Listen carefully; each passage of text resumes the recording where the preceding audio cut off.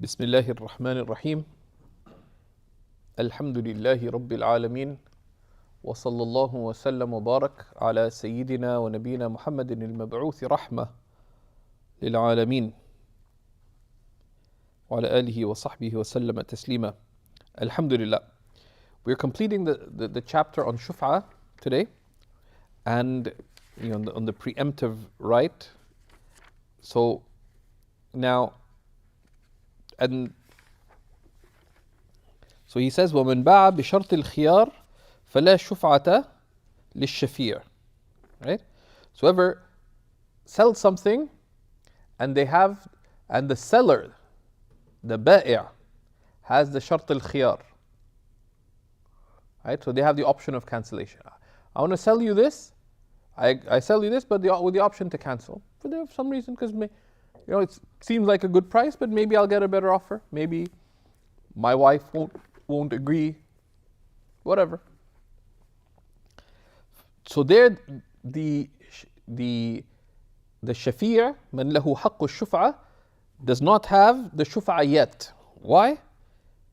لأنه يمنع زوال الملك. لأن الخيار يمنع زوال الملك. Right? Because whoever has the khiyar, the badal, the exchange that's from their side, doesn't leave their ownership.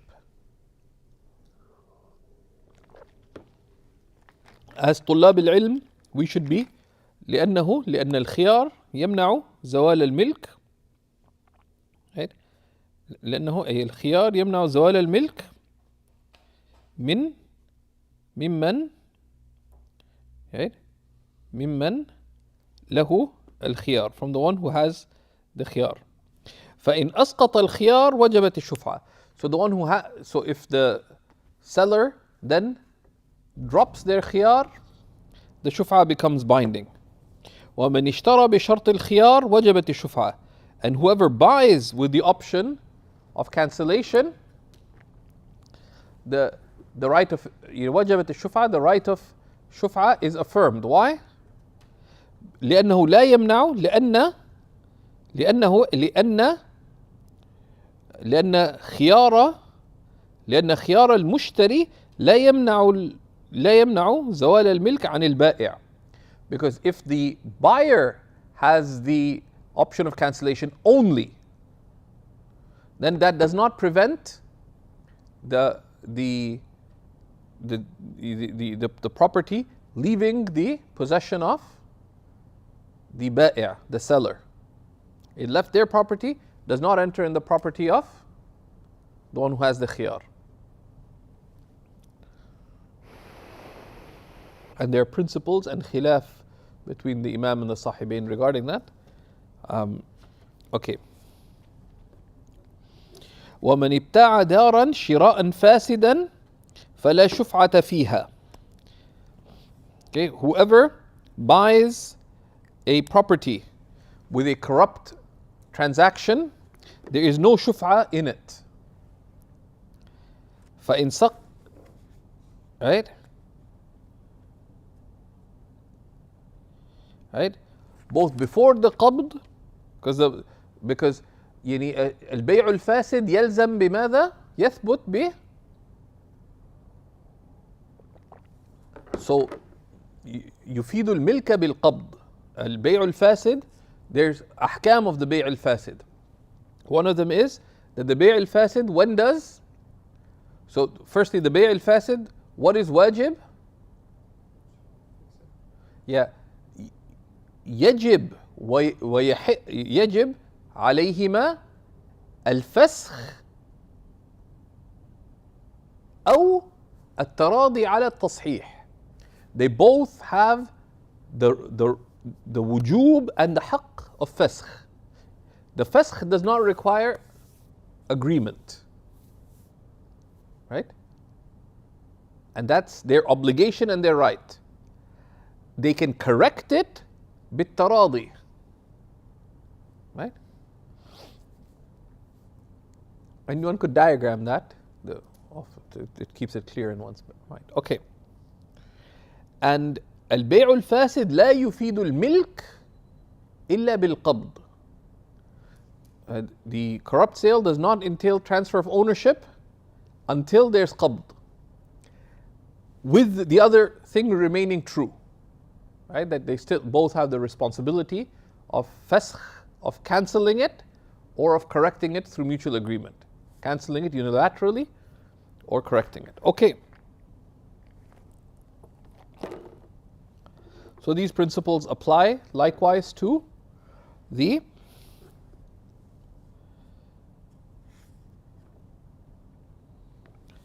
sale, right? Before the qabd and after it. And the commentary explains why. فَإِنْ سَقَطَ الْفَسْخ وَجَبَتِ الشُّفْعَةِ. But when it's no longer possible to cancel it, then the shuf'a is established. Right? And ما يمنع فسخ العقد, like مثلا بتعيبه عيبا لازما, for example, right?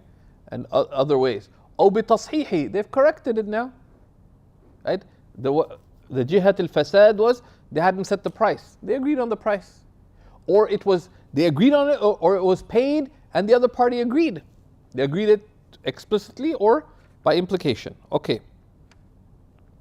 فإن سقط الفسخ وجبت الشفعة. Right? Now, what if the price is unsound?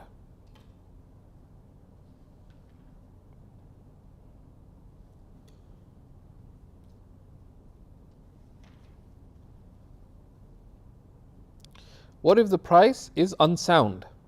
Right? It's batil.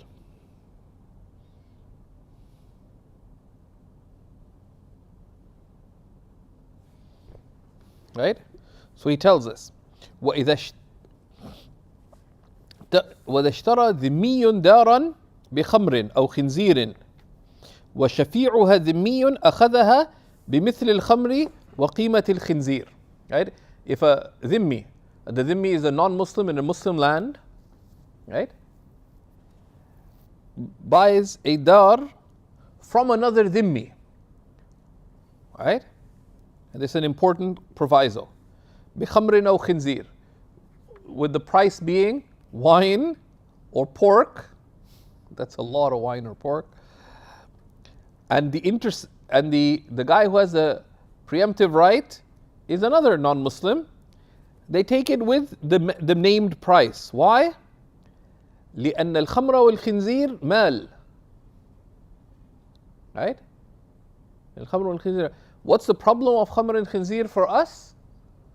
Is غير متقوم.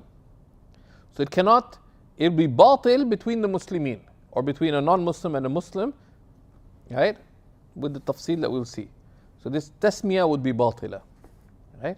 So making the khamr and khinzir, the item of sale is batil. Making it a price is as if you didn't mention the price. And we don't take the qima of that, because that's not mal بين المسلمين, because لعدم تقومه. Okay. But between them, it has the hukum of, because أمرنا أن نتركهم وما يدينون. We've been commanded to let them be and what they deem correct. That's if it's between them. Right? لصحة هذا البيع فيما بينهم, because this sale is valid between them. Right? Right? And this is if the sale is from another non-Muslim. The commentator says قَيَّدْنَا شِرَاء بِكَوْنِهِ مِنْ ذِمِّي. This is if it's bought from a non-Muslim. If it's bought from a Muslim, the bay' is corrupt, because if you make the price مَا لَيْسَ بِمَال, then it's as if you didn't mention a price, so the bay' is fasid. So then the shuf'a is not due until we've lifted the fasad. وَإِنْ كَانَ شَفِيعُهَا مُسْلِمًا. But what if the house was bought, the price of the land or the house was مَا لَيْسَ بِمَال, خَمْرُ or khinzir, for example. وَإِنْ كَانَ شَفِيعُهَا مُسْلِمًا. If the person who has a preemptive right is a Muslim, أَخَذَهَا بِقِيمَةِ الْخَمْرِ وَالْخِنْزِيرِ.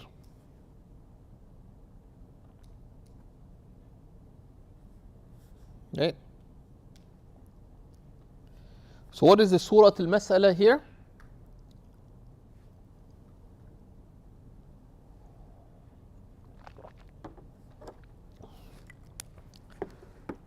The dhimmi purchased a property from another dhimmi. So is that transaction valid between them? Yes, and is valid respect to us, right? Between them. So the ownership transfers. Who is the neighbor of the property? Let's say the Muslim. Now, normally, like if the price was named between the Muslim and the non-Muslim, this would be a problem. The sale would be corrupt, because يسمى ما ليس مالا في حق المسلم. So it'd be, but here between the non-Muslim and the non-Muslim, the transaction happened. It's valid. The Muslim has a right of preemption, right? Just like the dhimmi would have the right of preemption, right? But what was named was not valid for the Muslim. So how do we deal with it? That tasmiyah is valid between the two of them. So what is the mi'yar? What is the criteria for pricing?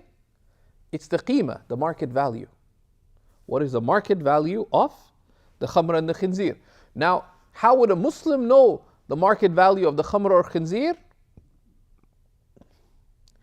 We would ask the non-Muslim. We'd ask the one, and of course there is, we'd ask the non-Muslim who's expert in this matter, right? And this goes to a principle that يؤخذ بقول الذمي في المعاملات لا في الديانات, right? That the opinion of a non-Muslim is taken in worldly matters, not in religious matters, right? So if a non-Muslim says it is dhuhr time, you cannot base your action on that unless you take what he says and you exercise your dhann, right? But that's because of diyana. The time of the prayer is min ad-diyanat, but in mu'amalat, his word is taken. Interestingly, report relating that this meat has been lawfully slaughtered, is it diyanat or mu'amalat? It's min mu'amalat. So we can take the non-Muslim's word on that. And in the Fatawa al-Hindiya, there's a very nice section, I think volume 4 or 5, on this issue in Kitab al-Hadr al-Ibaha there, or whatever it's called there. And the Kitab al-Hadr al-Ibaha in the Fatawa al-Hindiya is fascinating. It's got all kinds of cool things. But one would do it after having done other Hadr al-Ibaha, because there's a lot of useful points, including this thing on when is someone's word taken. The point being that so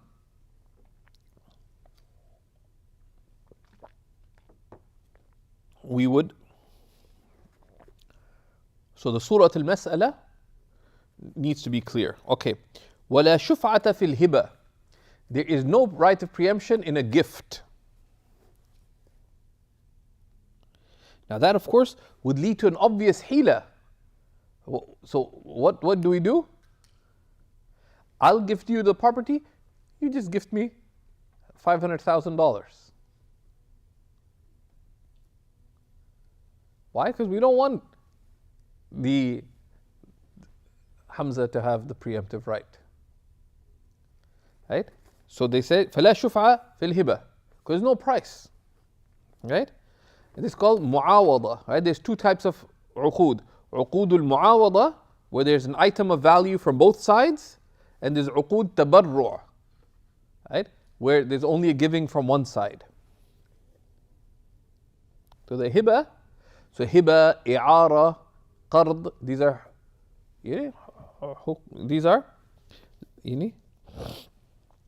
well, the qard has two aspects to it. إلا أن تكون بعوض مشروط, unless it is for a condition, a iwad for an exchange that is known. لأنه بيع انتهاء, because الهبة المشروطة بيع انتهاء. الهبة المشروطة, a gift that is made a condition, is like a sale. Because you're just escaping. It's because العبرة للمعنى, right? Right? العبرة للمعنى. Right? So if we're not trying to hide it, if I told you I gift you my phone for $500, it's mentioned explicitly. I called it a gift, but what's the العبرة في الشرع للمعاني وليست للألفاظ والمباني. What is this actually? It's a sale. I called it a gift, but what counts is the meaning. I quote unquote gift it to you, but what is the transaction? Transaction exchange. I'm giving this, you're giving 500. That's a sale. It's a meaning as a sale, it's ignored. But then this is بمشروط, right? والمعروف كالمشروط, right? المعروف, right? كالمشروط. And that's where it gets tricky in court, right? Because let's say that it goes to court. ننظر إلى الظاهر. A house. Who would a house be gifted to? Relatives or close friend. There's some kind of ma'na of sila. That's why they look at the fuqaha discuss what is the meaning in hiba. Hiba has a ma'na of sila, of a relationship. That's typically what happens, especially when it's sizable. Typically. Outside of that is nadir, right? If it's given to a faqir and so on, that has ma'na of tasadduq. That's different. So they look at that. Sometimes it looks like, why are they discussing that? Like it's a gift, it's a gift. But don't dismiss what the ulama say, because maybe you don't get why they're talking about it. Because this is the kind of thing, when it comes up that, okay, this is made, said it's a gift. But then what happens? The qadi discovers that, and then the other person gave a payment later. Right? So that's where we have to look at al-ma'na, the meaning. Right? وَالْمَعْرُوفُ كَالْمَشْرُوطِ. Right? Something that is known would be as if. So how would we affirm that? Did they do it in writing? That's ma'ruf.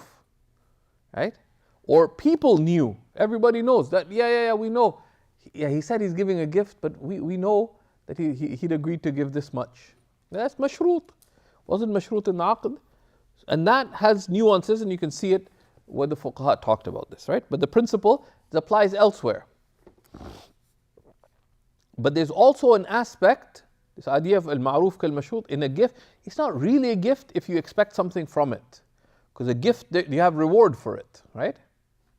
But let's say, if I give you a gift, but then I expect that, you give me a massage every Monday and Friday, for example. Please don't try, right? Is that a gift?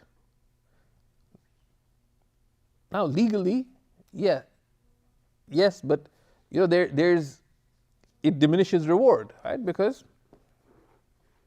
and that's worst. That kind of expectation, it's worst when it comes to qard, a loan, or if it relates qard or sadaqah. In the qard it has ma'na of riba. كل قرض جر نفعا فهو حرام, as has come in hadith. Any loan that is used as a means of deriving benefit is haram. The Salaf used to be so careful about if someone owed the money or if someone owed the money, they wouldn't even walk under the shade of their building. Even if they went to collect, they wouldn't stand in the shade of their house. They would stand away from the shade. Of course, that's not the literal meaning of the hadith, of course, because the shade is not customarily material benefit. Do you pay for standing in someone's shade? No. But the hadith says, كُلُّ جَرَّ نَفْعًا. It's in the indefinite. That's from their caution. But of course, that's not the fatwa, right? Okay.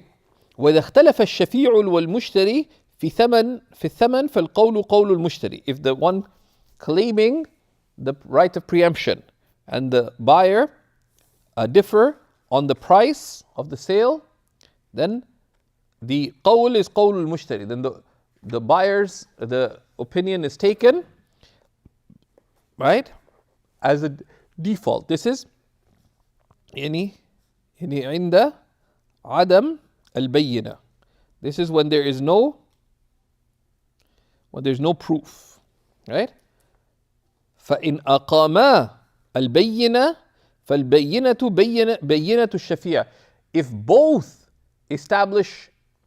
If both bring proof, then the proof of the shafi'a is taken, of the one who has a preemptive right. Why? Right?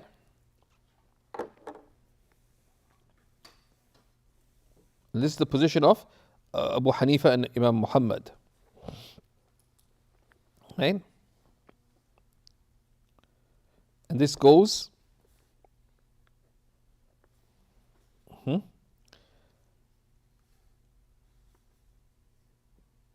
So this is, of course, the logical breakdown is what?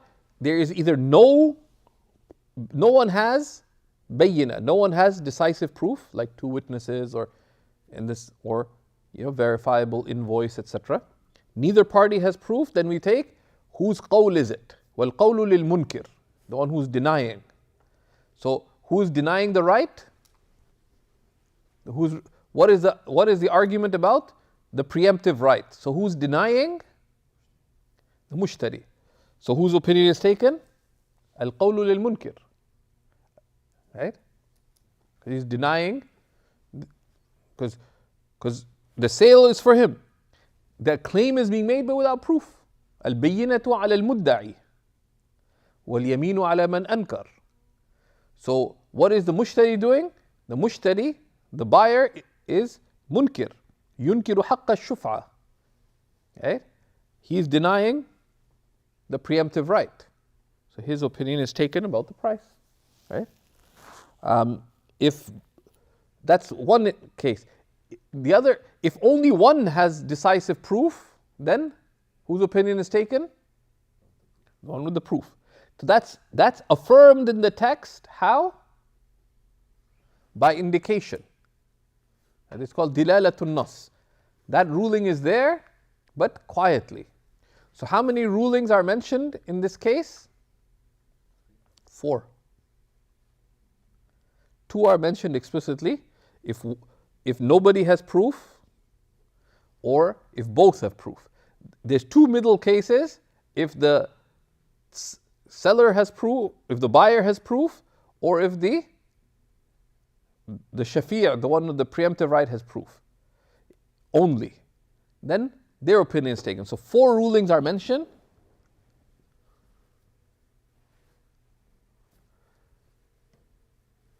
Four rulings are mentioned. 2 explicitly, 2 by implication. Right? وإذا ادعى المشتري ثمنا أكثر وادعى البائع أقل منه. Right? If the buyer claims a higher price and the seller claims a lower price, ولم يقبض الثمن, and the seller hasn't yet taken the price, because taking the price indicates rida, right? And they differ. How much is it? أخذها الشفيع بما قال البائع. Then the shafi' takes it with the price claimed by the seller, right? Because his opinion is taken on the price, right?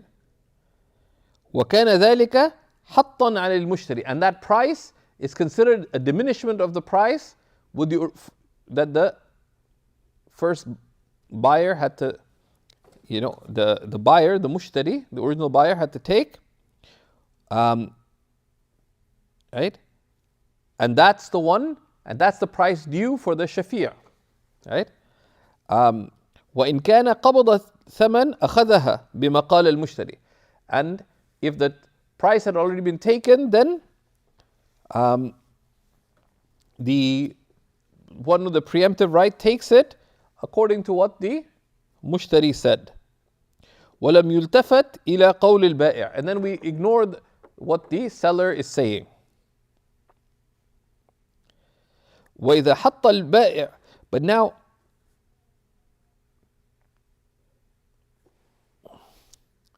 there's a case, right? One of the ways to avoid getting an intercessor, the preemptive right exercise. Let's say I bought Kilo Villa for $100,000. So some brother, some random brother named Yaqub, for example, says 100,000 is an amazing price for a house. I'll buy it. So what do? The sale was for 100,000, and then I increased the price. Why? Say it's actually 500,000. What's the shubha in that? That we're not actually making the sale for 500. We agree on a price and then we raise it. Why would we be raising it? So Shafi'i said, I can't buy it for 500,000. 100,000 is a good price. 500 is ridiculous. And then afterwards say, you know what, Monsieur Kilo, you just have to pay me 100,000. So we did that to deny the Shafi'i the right. But if we did the same thing, the sale was for 100,000, but we diminished the price. So I bought the house from Mr. Kilo for 100,000. I said, okay. Then Mr. Kilo says, no, you just have to pay me 95,000. Is there any meaning there of trying to subvert the right of the person who has a preemptive right? No. What's due upon the person with a preemptive right here? The lower price. Right? Because nobody's trying to harm because they'd agreed on the lower price, on lowering the price. Initially the price was 100,000. Buyer and seller diminished the price to 95,000. Is there any meaning there of trying to hurt the shafi'a, the one who has a preemptive right? No, he just has to pay less. They agreed on the lesser price. Doesn't hurt the shafi'a. So he tells us, وَإِذَا حَطَّ الْبَائِعُ عَنِ الْمُشْتَرِ بَعْضَ الثَّمَنِ. If the seller reduces some of the price from the buyer, سَقَطَ ذَلِكَ عَنِ الْشَفِيعِ. The price is also lowered for the shafi'a, for the one who has a preemptive right. Then the preemption is due on the lowered price. وَإِنْ حَطَّ جَمِيعَ الثَّمَنِ لَمْ يَسْقُطْ عَنِ الشَّفِيعِ. But if they cut the whole price, it's not cut from the shafi'a, right?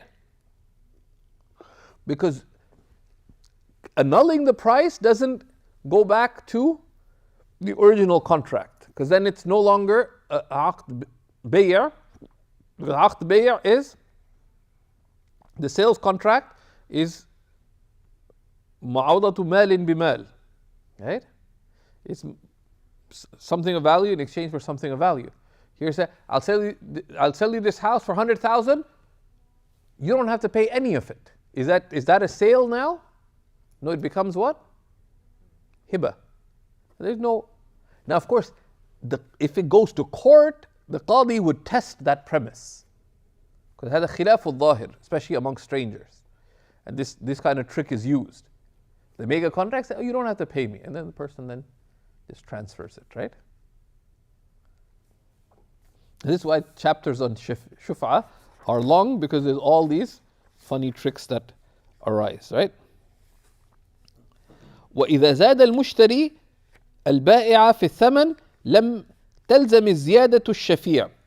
If the buyer increases the price for the seller, that increase is not due upon the person who has the right of preemption. Because there, the qasd al-idrar is bayyin. The attempt at harming is clear. Right? Then he tells us, وَإِذَا اجْتَمَعَ الشُّفَعَاء فَالشُّفْعَى بَيْنَهُمْ عَلَى عَدَدِ رُؤُوسِهِمْ. If there's multiple people who have an equal right of preemption, so the property has 3 neighbors, then the property would be the right of it. So they're all equal neighbors, would be due upon them in accordance with their share. Right? وَلَا يُعْتَبَرْ اختلاف الأملاك. And the differing and the variance in the extent of their property is not considered. One has a huge property that is next to the other one. One has a smaller property. Right? Because the haqq is not the value of your property, but it's next to it. Right? Now how that works, the surah of this is given in, like, if you look in the Jawhar al-Nayyara or Majma' al-Anhur, you can see the surah. Okay. وَمَنْ اشْتَرَى دَارًا بِعَرْضٍ أَخَذَهَا الشَّفِيعُ بِقِيمَتِهِ. If someone buys a property for an item of value, a ard, right? A transferable item of value. I'll buy this house for this painting or this piece of rare calligraphy. Now there's this, right? This is the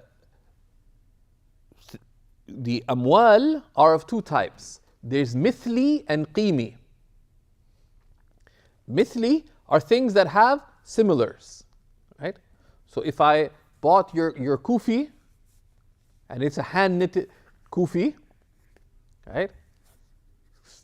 Stitched by your sister, right? For this case. This case is considered mithli. Why?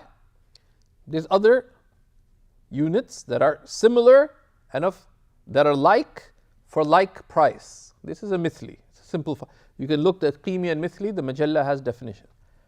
That's a mithli. So there, I'd have to pay the same thing, and if not possible, then I would go down to the qima. Right? This is in the mithli. The like of which is available in the marketplace for the like price. That is a mithli, in a simplified way. The qimi is the thing that the like of it is not available in the market for the like price. Like pieces of art, for example, or handmade things that were made in singular units, for example, right? So in the case of what is it called? بعرض من اشترى دارا بعرض أي of course the commentary من ذوات القيم لا المثليات, right? لا المثلي, not the mithli, right? أخذها الشفيع بقيمته. Then the person who has a preemptive right takes it with its market value. وإن اشتراها بمكيل أو موزون, right? And if they bought it for something that is makil, that's bought by volume or by weight, أو عددي متقارب, that things that are sold by unit, right? Let's say there's in a region they have similar sized melons, so it's known the mid-sized melon is sold for $5 a melon. Of course, the melons aren't exactly the same size, right? The apples, there's a custom somewhere, there's a certain type of apple is being sold for $1 an apple, or whatever, 50 cents an apple, whatever. So that would be عددي متقارب. Why? Because yes, يختلف العدد المتقارب تختلف أفراده في الوصف لا في القيمة. Right? Eggs, 6 eggs are for this much, a dozen. If you look at the individual eggs from a particular grade, are they all identical? I hope not, right? right? But from the same grade, it's adadi mutaqarib. And all these terms, if you have himma, you can look them all up in the majallad. Al-adadi al-mutaqarib, right? So these things are mithliyat, right? أخذها بمثله.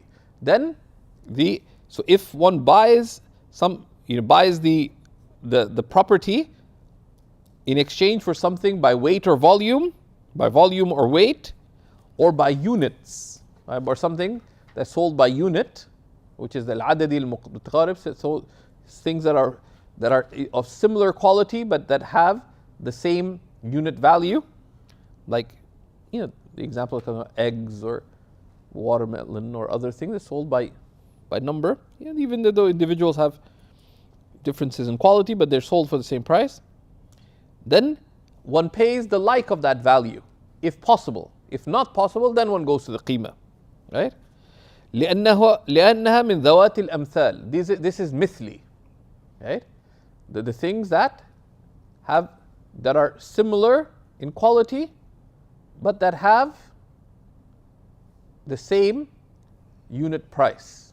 So it's available in the market, it has the same unit price. Okay. And وَإِنْ بَاعَ عَقَارًا بِعَقَارٍ. What if one buys one property for another property?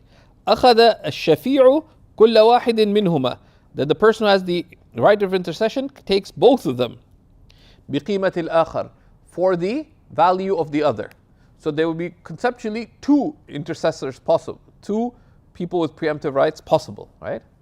The one for this property and the one for that, and they take each one for the market value of the other, because it could be that they actually have differing market value. Two friends say, you know what? I want to move to London, Ontario. You want to move to Mississauga? Why don't we swap houses? But the house in Mississauga is worth a lot more than the house in London, Ontario, let's say. We didn't care, But with respect to the people of preemptive right, the guy in London ends up paying a lot more, right? Because it's بقيمة الآخر, for the market value of the other one. Okay. And then we'll see the issues of differing with respect to the intercession. We'll stop here for Maghrib, and then we'll be back and complete the section. بإذن الله. صلى الله عليه وسلم.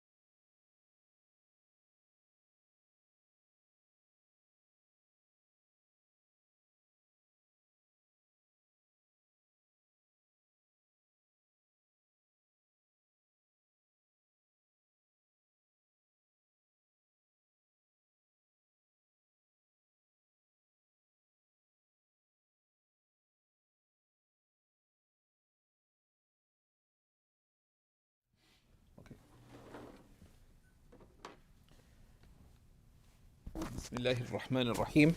Alhamdulillah. Wa sallallahu ala Sayyidina Rasulullah wa ala alihi wa sahbihi wa sallam.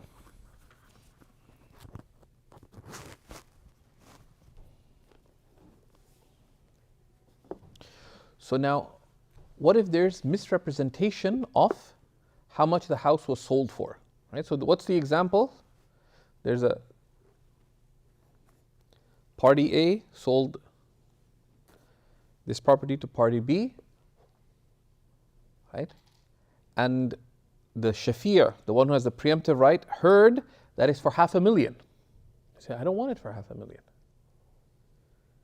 But then they found out that it was less than that. There's a previous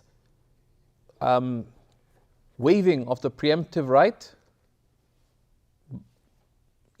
still binding. That's what we'll see next. Right? Why? Because one of the ways to get someone not to exercise, so let's say that Yaqub and I don't like Mr. Kilo. So I sell the house to Mr. Kilo for 100 to Sidi Yaqub for 100,000. Who lives next to that house? Mr. Kilo. So what do? So we misinform him, directly or indirectly, that the house was sold for 500,000. He said, no, I don't want the preemptive right. So then he found out there's actually only for 100,000. Right? So this is the mas'ala. And practically, even in your reading of any fiqh, don't just break it down into shafi', ba'i' mushtari shafi', do it so and so, right? And make it an actual case, give it a price, what property it is, what a price, then you can see how and why it makes sense, right? The mithal, right? They say there's 9 major things that are required to have complete understanding of a legal issue, right? One of them is tamthil, is to give an example, and the mithal should be specific. So إذا بلغ المشتري أنها بيعت ب1000 فسلم ثم علم أنها بيعت بأقل أو بحنطة أو شعير قيمتها 1000 أو أكثر فتسليمه باطل وله الشفعة. So if the person has a preemptive right hears that the house to which the property to which they have the preemptive right was sold for 1,000, for example, and they waive fasallam so he waived his right of preemption, but then he comes to know that it was actually sold for less, or for wheat or barley whose value is 1,000 or more, then their waiving their right is not valid, and they have the right of preemption. وإن بان أنها بيعت بدنانير قيمتها 1000 فلا شفعة له. But if they found out that it was sold for dinars that have the value of 1,000, then just the fact that it was whose value is 1,000, right? Then he doesn't have the right of preemption, because the value is the same. It's just the current. One was gold, one was silver. That doesn't make a difference, right? Right? 1000 dirham, or sold for dinar, and it was worth 1,000 dirham. Doesn't make a difference. Right? Whether the price, you found out, I heard that it was 100,000 Canadian, so I didn't want it. And I found out it was actually sold for 82,500 US, but let's say that's how much the conversion rate is. Doesn't matter, because the value was the same, so the preemptive right was still waived. Right? وإن قيل له إن المشتري فلان فسلم ثم علم أنه غيره فله الشفعة. Right? If a person hears that the buyer is so and so they waived their right of preemption, but then they found out that it was actually someone else, then they do have the right of preemption. Why? Because one of the several benefits of affirming the preemptive right is that who your neighbor is a matter of recognized consideration. The Sunnah has given that recognized consideration. The jiwar, who your next door neighbor is of significance. And of course, in a sound transaction, this is why clarity in transactions is so important. وَمَنِ اشْتَرَى دَارًا لِغَيْرِهِ فَهُوَ الْخَصْمُ فِي الشُّفْعَةِ.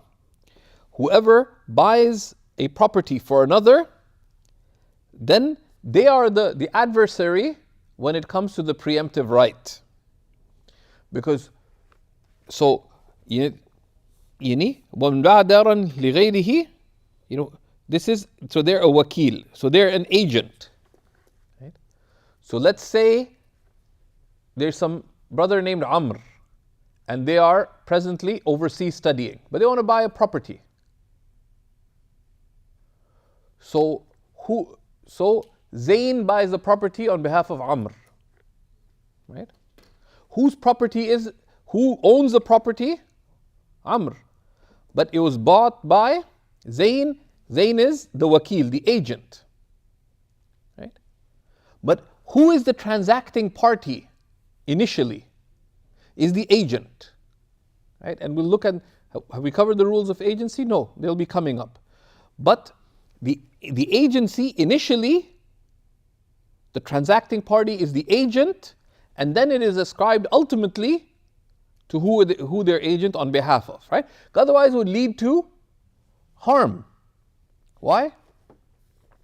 You bought the property for Mr. Kilo as an agent on behalf of Amr. But Amr is overseas for 100,000. The person who has a preemptive right comes up to you and says, I want to exercise the right of preemption. So don't ask me, I'm just the agent, contact Amr. Amr says, I didn't buy it, and he's not even answering because he's overseas. That's the whole reason you're the agent. Right? So whose right would be affected? The person who has a preemptive right. So this is why it works in this way. إِلَّا أَنْ يُسَلِّمَهَا إِلَى الْمُوَكِّلِ. Unless they have now transferred the property, so the agent, for example, took possession, bought it, took possession, and then they now have given the title, the key, to the person who made them the agent, the muwakkil. Because now the transaction is ascribed to, once delivered to the party, it's ascribed to whom? To the asil. And these are the rulings of agency. وَإِذَا بَاعَ دَارًا إِلَّا مِقْدَارَ ذِرَاعٍ. Now this is the trick, right? So we have two adjacent plots. So plot A, plot B. And the person who has the preemptive right has plot C. They're just three plots next to each other. But the owner of plot A and B hates Mr. C. We're not going to give them names because there's hatred involved, right? So what happens? He wants to sell plot B, but he doesn't want Mr. C to have preemptive right, because Mr. C is Uyghur and this person is Chinese, let's say, and they don't get along for some reason. And we hope that there be peace and goodness everywhere, but it is how it is right now. So what does the owner of plot A, who's selling plot B that he also owns, do? He sells it except a strip of land that would serve as a partition between plot B and C, which legally still belongs to the owner of land A. So then there is no adjacency between the plot sold and the plot of the person who has preemptive rights. Why? To deny him of preemptive rights. So in terms of the hukum though, وإذا باع دارا إلا مقدار ذراع في طول الحد الذي يلي الشفيع فلا شفعة له. If one sells a house, for example, except for the extent of half a meter, a dhira, a cubit, along the length of the boundary that is next to the person who has the preemptive right, the shafi'ah, then there is no intercession legally. But this is makruh tahriman in any situation where there's qasd idrar, when there's an intention of harm. And sometimes they gave fatwa of impermissibility in that, because people started doing this and started waiving preemptive rights. So there's a lot of fatwas, but because that's legally the case, because according to the basic letter of the law, there is no adjacency, there is no preemptive right. But this is the original ruling, because amongst the early Muslims, people had amana, had trust, so they wouldn't do these things, right? And the power of trust is something very, very important, right? A friend who just died 10 days ago, 2 weeks ago, less than 2 weeks ago, rahmatullahi ta'ala alayhi, right? His family are traders. They were traders in Aleppo, right? They're not a wealthy family, but they did an active trade. So they trade in grains. So they had over $1 million of other people's money invested in in grain stores in northern Iraq. When the US invaded, those grain stores were looted. So the whole investment was gone. Now, legally, what happens? Some wealthy man named Uncle Yaqub invested $1 million in my project, right? So he's the investing party. I'm the one who's doing the work. I put the minority, like he put 90%, I put 10%. If the whole invested capital is destroyed, do I have to pay him anything? No, legally no. Because there's shared risk. And the investor shares in the profit and shares in the loss. And we're coming to that in Sharika. But what did he do? He gave the whole amount, his family gave the whole amount back. The investors came and said, what happened to our money? Said, give us 2 weeks, you'll have the full amount back. And within the family, the extended family, they got the ladies to sell off their jewelry. They had a few of the young guys to say, okay, move back with your parents, we'll sell off the homes, etc. And they gave the whole money in cash within 2 weeks or whatever, or less than the thing. Put on the table. Here's your money. I said, why did they do that? He said, you don't understand anything, do you? I said, explain. He said, you trade with your name. You trade with your name, right? He said, every one of those people is going to come back and they're going to invest more. Why? Because they can trust us, that we're going to take care of your money. Right? If you're not trustworthy, who's going to want to deal with you? But it's also the akhlaq of the Muslim. The believer goes above and beyond. Right?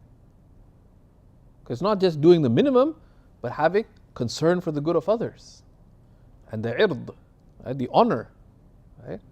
The good name, the ird, and and the sense of honor, of karama, of the believer, right? And that's how a marketplace should be. Right? Of course, on the other side, the investor shouldn't make unreasonable demands because that's not rightfully theirs.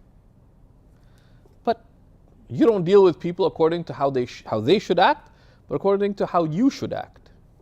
Right? So this is the ruling. But of course, لا يخفى الأخلاق. This is not from the akhlaq of the mu'min. وإن ابتاع منها سهما بثمن ثم ابتاع بقيتها فالشفعة للجار في السهم الأول. Another trick. If one sells a portion, a share of the house, of the property, first for a specific price, and then sells the rest in a second transaction, the preemptive right is only in the first transaction. So what do? He wants to deny Uncle Yaqub's property A, property B, property C. So the first transaction is, Zain, I sell you property B, specified, for 5. I'll sell you 1/8 of property B for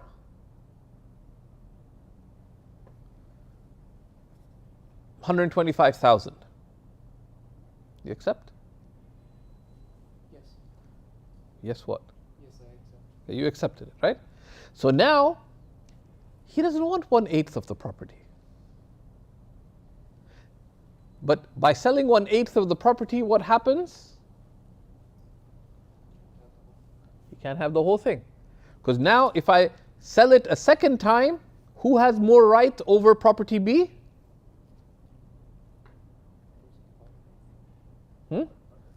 Yeah, the partner in the sale. Right? Right? So this is another way people would preempt it, right? But also you have to keep in mind that, and this is where Shaykh Muhammad Jum'a would say, إياكم أن تتعلموا سيء الأخلاق or سوء الخلق من كتب الفقه. Says, beware of not learning bad character from the books of fiqh. Because the fuqaha are not there to comment on character. The fuqaha are there to tell you what the laws are. The faqih is not there to tell you, be nice to somebody. That's not law. The judge is not there to tell you, people, please be nice to one another. The law is there, the judge is there to determine what belongs to whom. The law is not there to outline virtue. Law is there to secure minimal rights. Right?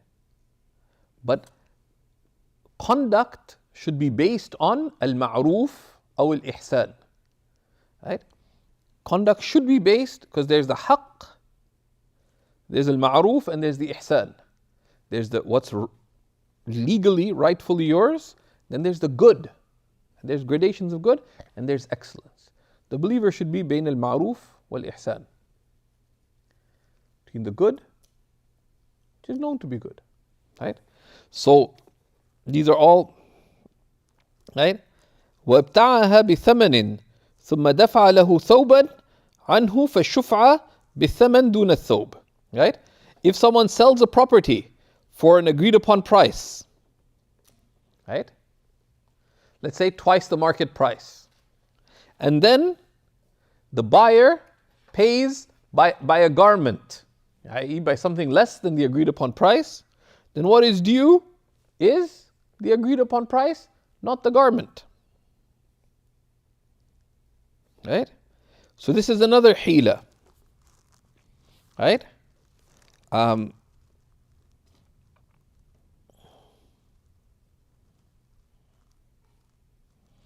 Right?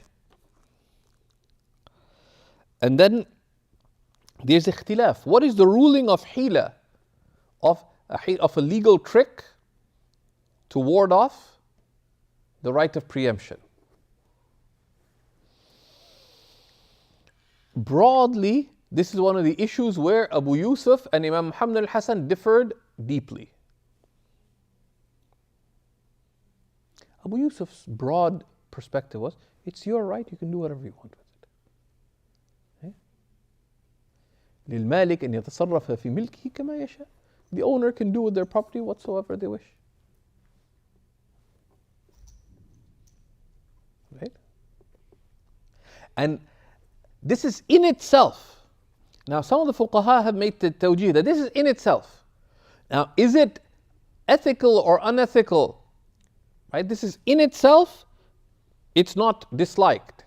If you did it biqasd al-idrar, you did it to harm somebody, you did it with the intention of denying them the right, then is there a dislike for the intention? Yeah. So Abu Yusuf is not denying, but this is intrinsically. Wallahu a'lam. And there's a lot of discussion about what is the distinction between the position of Abu Yusuf and Muhammad al-Hasan when it comes to the hila. Right? And this comes up even in hilat al-zakat, etc., a legal trick. the most balanced response is Abu Yusuf is saying it's not intrinsically disliked to use a legal trick. If sound, you didn't break the law. If your intent was to harm someone, to circumvent moral responsibility, etc., then the karaha, even the sin, is for that intent. Wallahu a'lam. This is a matter that there's difference, and you can see the books that mention the khilaf between the sahibain, etc., you can see the discussion.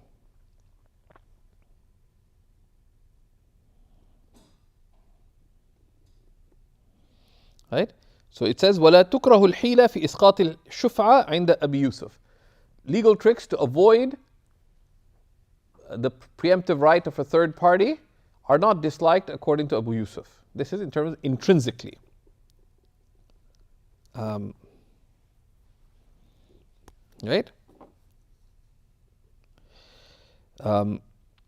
وَتُكْرَهُ عِنْدَ Muhammad. And legal tricks, hilas, are disliked in Shuf'a according to Imam Muhammad ibn al-Hasan.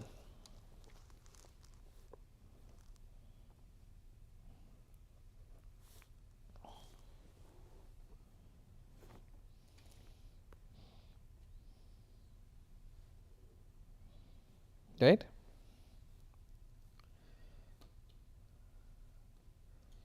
And the fuqaha were willing to look at the hilas in Shuf'a just because there are many times grounds for not having some stranger move in. You know, because people would live, especially in traditional societies, people would live, extended families would live next to each other, one party selling the house, and they don't want a stranger to come in. Right? They don't want a stranger to come in. Right? And even there's some religious communities that adopt this, right? So I used to live in a neighborhood where they have requested the people in the neighborhood, and some people start going on and on. I said, have you studied fiqh? This is an Islamic right that's being affirmed, right? If someone wants to sell a property, notify first, right? So instead of having someone from the outside come in, then the neighbor or someone else could take the property instead, so they can maintain a certain environment that they want.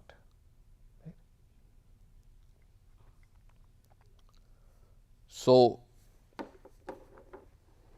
but let's say someone got in, so there could be legitimate reasons to have a hila, right?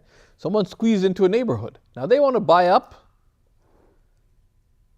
but you don't want that person to acquire more property in the neighborhood.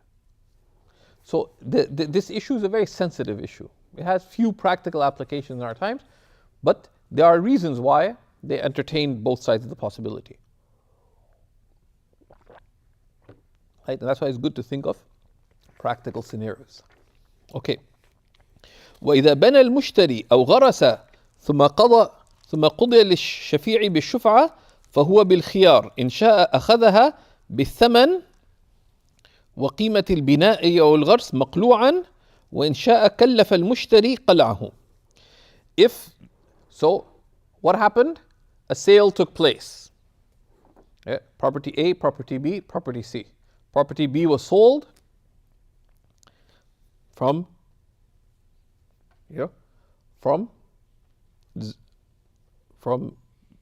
Zayd to Amr. Property B was sold to Amr.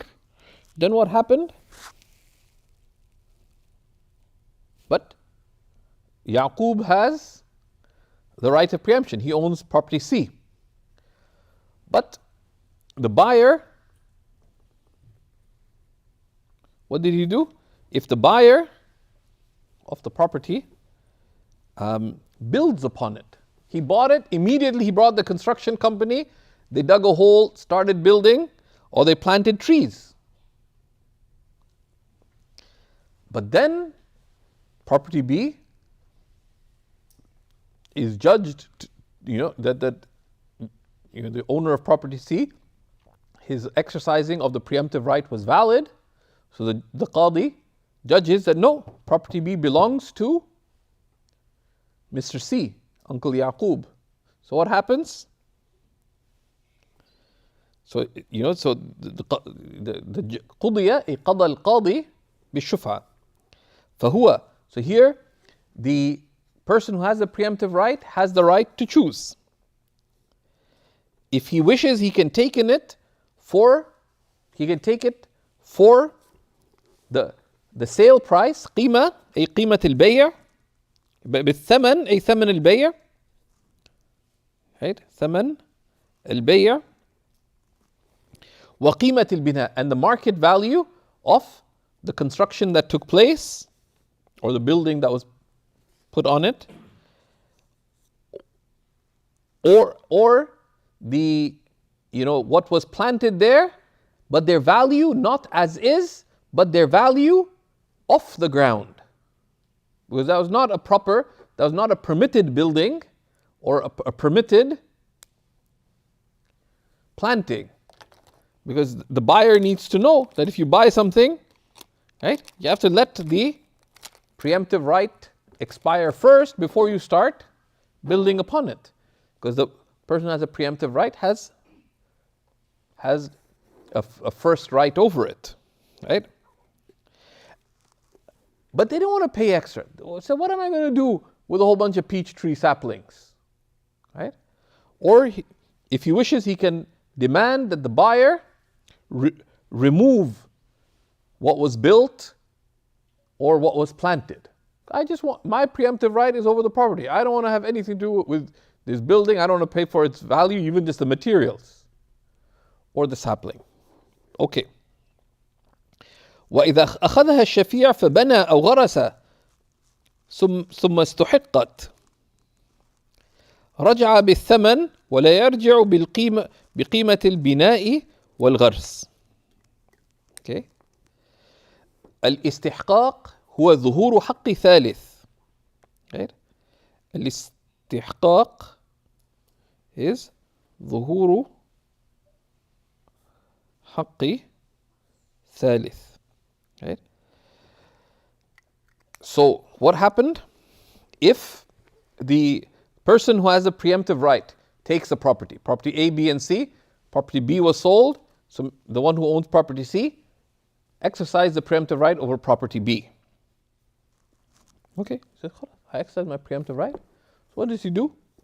He plonked a house on it, planted some peach trees, right?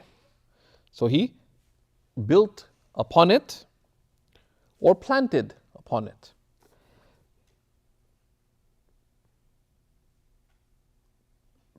ثم استحقت. Then it became apparent that it actually belonged to someone else. So the person who sold it, who owns property A, sold property B. But it wasn't proper, it didn't belong to person A. It actually belongs to person Y. Right?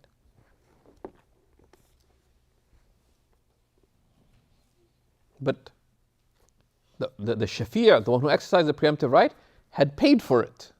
Now, what happens? When he surrenders the property, he surrenders what? He surrenders it for the market, for the original sale price, but he cannot demand payment for what was built or planted on it. Because there's nobody he can demand that from. Right? وإذا انهدمت الدار أو احترق بناؤها أو جف شجر البستان بغير فعل أحد فالشفيع بالخيار إن شاء أخذها بجميع الثمن وإن شاء ترك. Okay. Now, this is a new issue. It's unrelated to istihqaq. Okay? Which is, what if a sale was made? So again, A, B, and C. Right? The owner of plot A sold plot B to a third party. Uncle Yaqub, who owns plot C, exercised his preemptive right over plot B. Okay? But before Uncle Yaqub, the one who has the preemptive right, can exercise his preemptive right, what happens? So the house, right, collapsed in the hands of the buyer. So owner of property, property B sold it to Mr. Y. Mr. Y took ownership. Preemptive right was exercised, but while it's still in the hands of the buyer, Mr. Y, the property got burned down. The building on it got burned down. So the land remains, the building got burned down. Or the trees got dried out. It's a peach orchard. But something happened, swarm of locusts came and destroyed all the crop. بغير فعل أحد, without anybody's doing. Why? Because one of the ways some people try to avoid preemptive rights, they buy a property, burn it down. Say, khalas, there's no material value. Just to exercise preemptive rights. And some people do these dramatic things. It was done in New York City to evict people from their homes, for example. Right? The owners burnt down the building. They actually caused fires, and this happened in the 60s and 70s, right? There's a lot in New York City because they want to gentrify inner city neighborhoods, so they deliberately, the owners set fire to the buildings. Right? So good to be familiar with why the fuqaha. This has always been happening in history, right? So there, the person who has a preemptive right has a khiyar. إن شاء أخذها بجميع ثمن. If they will, if they wish, they can take the property for its full market price. Right? Because the property, like if you have a land and a building on it, the sale is considered of the land, the property is considered to be tabi'. Right? But it could be otherwise, depending. This is when a land was sold and there's a building on it. The building is considered to be tabi', it's considered to be secondary. But that could be the reverse in other cases, right? So, or they can just waive the right, because what the sale was of the land, the building follows on it. But if the opposite is true, right? If the sale was of the building itself and the land is considered secondary, then the ruling could well be different, right? Or actually would be different. وإن نقض المشتري البناء قيل للشفيع إن شئت فخذ العرص بحصتها وإن شئت فدع. But what if a property were sold? Property A, B, and C. So again, the owner of property B sold it to a third party who took possession of it, and first thing they did, they demolished the building on it. Now, what was being sold was the property, but is a building on the property of recognized value? Yes, it is, even if it's tabi'. So what happens? The buyer, and people do this, they buy a property, the building on it, but they demolish the building because they want to build something new.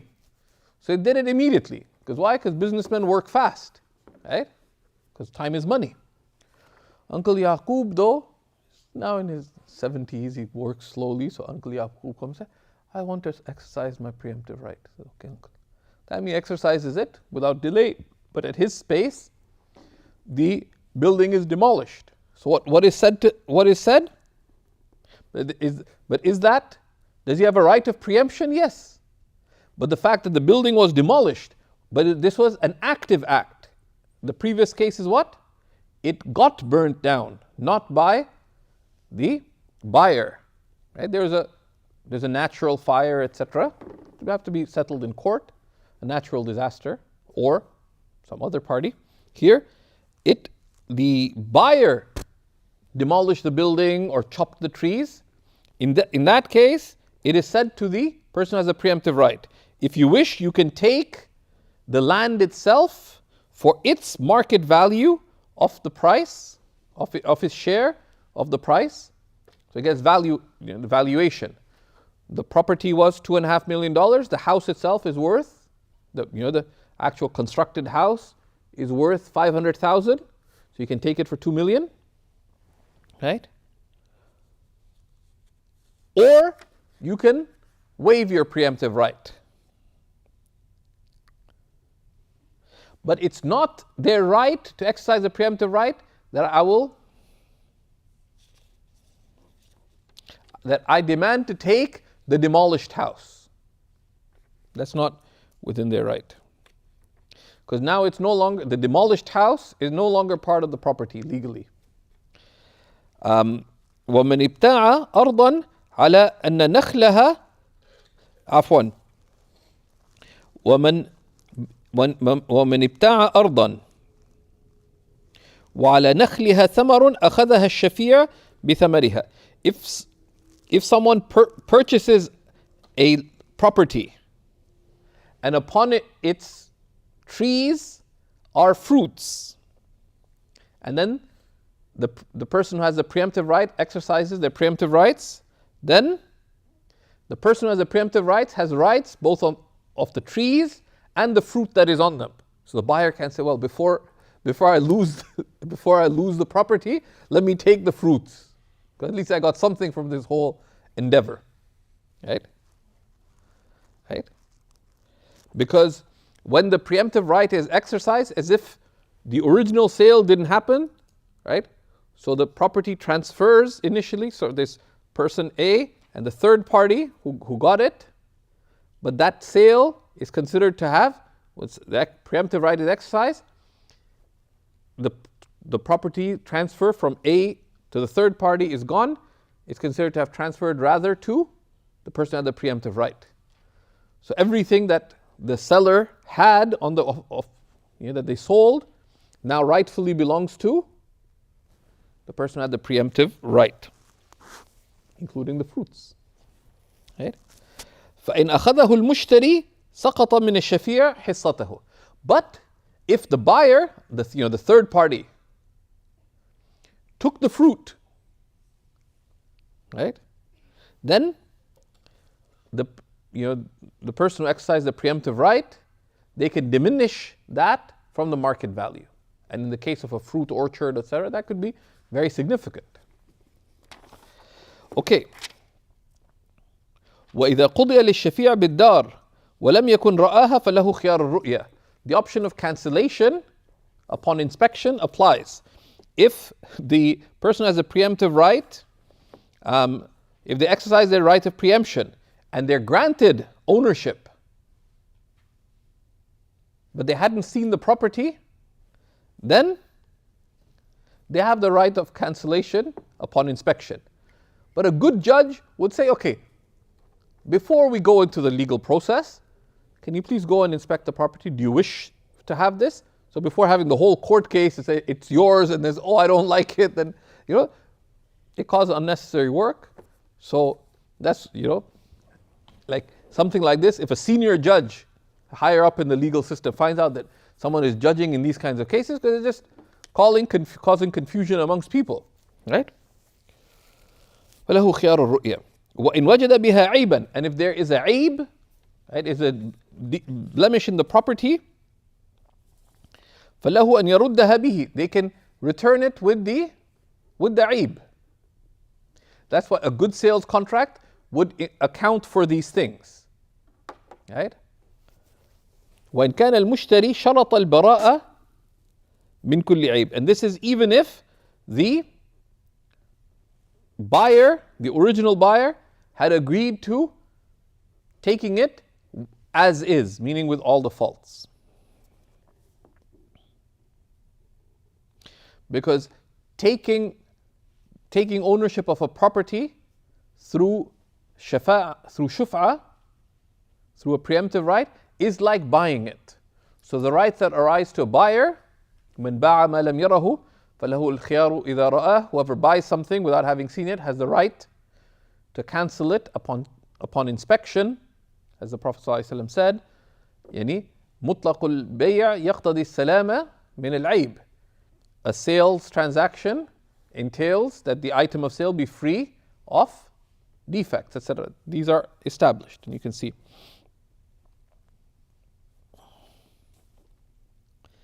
Now, وإذا ابتاع بثمن مؤجل فالشفيع بالخيار إن شاء أخذها بثمن حال وإن شاء صبر حتى ينقضي الأجل ثم يأخذها. Right?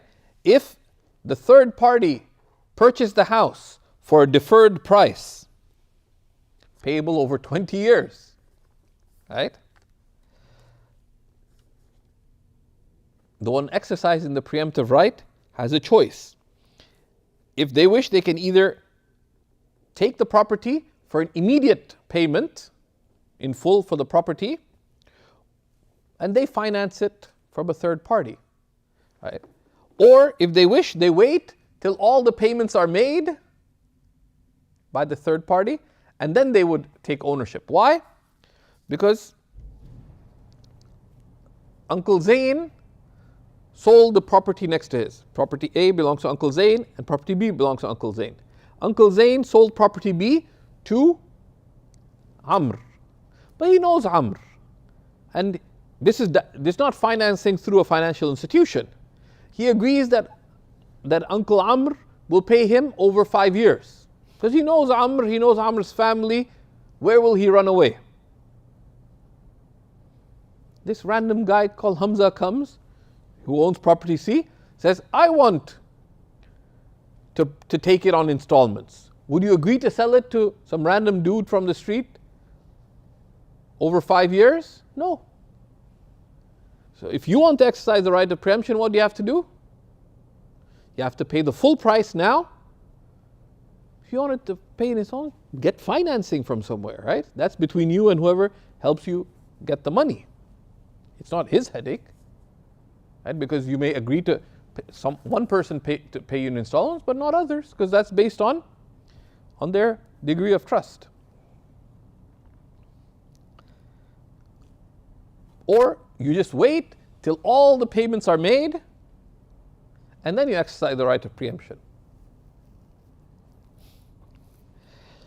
وَإِذَا اقْتَسَمَ الشُّرَكَاءُ الْعَقَارِ.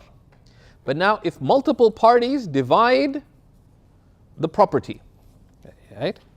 فَلَا شُفْعَ لِجَارِهِمْ بِالْقِسْمَةِ. Right? So if the partners divide the property, so let's say property B, which we're all buying and selling, right? Property B, what happens to it? There's 5 of us owned it together, right? Property A and property C had no owners. The first plot of land that was sold was property B, right? We're all students, we can't afford a whole property, we bought it together. But at that time we're all single, so we say, yeah, like kumbaya kind of thing works when you're single, but now everybody's got married and everybody has children, right? The one single got married, the one who didn't have children got children. So what happens then? Now, we can't just say, okay, we all own 1/5 of this property. So we divide it amongst ourselves, right? Because each person wants to now develop the plot, right? Because they just got a plot of land, we shared it. Now each of us saved money, now we want to build. Who owns which 1/5? Right? When we own 1/5 of it, this is musha'. We each owns 1/5 of the whole thing. How do you deal with it? One of the ways is qisma. Right? We separate it. Either bit-taradi, by mutual agreement. We all agree, okay. You love the beach view. So I hate the sea. It reminds me of drowning. It's okay. So you take the main road, the one that faces the main road. One wants this, I say, we agree. Someone says, I want to be away from all this, I want the middle. So we divide it by agreement. Otherwise, we can't agree. We mediate, arbitrate, or take it to court. The judge sets someone to divide it in an equitable manner on the basis of each person getting equal market value. Because there's different things that affect market value of property, right? And we'll see that when we come to qisma. Once they do that, then the neighbor has no right of preemption. Why? Because the right of preemption there arises between the khalit. The right of preemption would have been amongst them. Right? And the qisma, this division, is not considered muawada. It's not considered like a contract of exchange. Even though there's a meaning of exchange. Why? Because you have waived your right to a fifth in everything in exchange for a specific part of the whole. But though it resembles an exchange, but it's not an exchange. It is legally considered a specification, which we'll see when we come to باب القسمة. وإذا اشترى دارا فسلم الشفيع الشفعة ثم ردها المشتري بشرط أو بعيب بقضاء قاض فلا شفعة للشفيع. Okay, now what happens? Property A, B, and C. Owner of property A sells property B to third party, to Amr. Right? The person has a preemptive right. Uncle Yaqub says, I don't want to exercise the preemptive right. And then the buyer, the buyer in this case, just brother Amr, returns the property due to the exercising of a khiyar shart, the option of cancellation, or due to the option arising due to defect. If this is done through qada, through a judgment, through legal judgment, then the person who had the preemptive right has no what? Has no new right of preemption. Why? Because this goes back to principle. لأن قضاء القاضي فسخ من كل وجه. The legal judgment, right? So this is in the case where the option of, let's say Amr returned it, that there is a aib in it. And the seller says there's no aib in it, so they took it to court. So in court, the option is validated. The قضاء القاضي يعني فسخ من كل وجه. The judgment of the qadi annuls the transaction. But if it was بالتراضي, right, we'll see that that's the next issue, right? So what happens if there was an option of the option of cancellation or a blemish, and the two parties differed? Seller A, Uncle Zain, sold to Amr. Yaqub had the right of preemption. Amr said, there's a aib, there's a defect. The building is unstable. I want it back. Zain said, you think my building is unstable? You're unstable. Right? So they couldn't agree on the khiyar al-aib or the khiyar al-shart. Said, no, we agreed on 4 days, no 3 days. So they took it to court. What happens? When the qadi makes a judgment between them, قضاء القاضي فسخ من كل وجه. Right? That's what he says, right? Right? So it's as if it just remained in Uncle Zain's property throughout. So as if no transaction happened, so there's no right of preemption. But وَإِن رَدَّهَا بِغَيْرِ قَضَاء. But if Uncle Zain was a decent guy, which he isn't, but inshallah, so Zain sold to Amr. Amr says, this got a defect, I don't want it. Say, yeah, I know it's a defect. Tawbah, I didn't tell you that the pipes are all, full of lead poisoning and so on. Yeah, I'm sorry, please forgive me. So he takes it back. Or he says, yes, I forgot, but yes, you do have the option of cancellation here. So he takes it back without qada, without legal judgment of the qadi. Right? أو تقايلا, or تقايلا أي Taqayala is what? They agreed to iqala. They agreed to cancellation. So it's rad bighayr qada or iqala. Right? They agreed to cancellation. Even if a condition didn't exist, then the person who had the right of the preemptive right, who didn't exercise it first, has another preemptive right. Because here, this rad, الرد بالخيار بغير قضاء فسخ is بيع في حق الثالث. This is something that was mentioned earlier. If you're reviewing well, you'd be familiar with this. That here, right?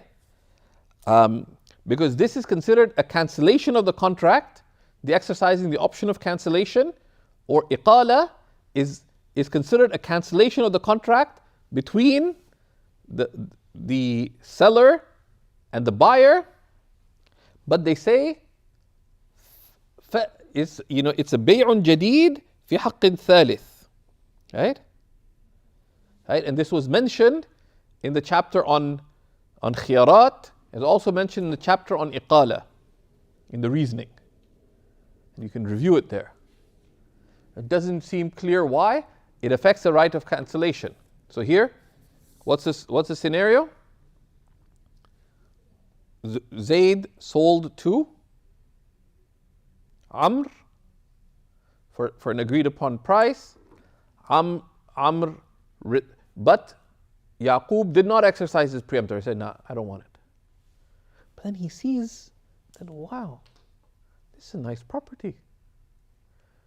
Amr returns it by exercising the right, option of cancellation or option of defect, or they agreed to cancellation. With respect to them, the returning through option of cancellation or option of defect, or the cancellation of the contract, with respect to the two parties, it is a fasakh. It's a cancellation. With respect to a third party, namely Uncle Yaqub, it's like a new transaction. So, the right of preemption arises again.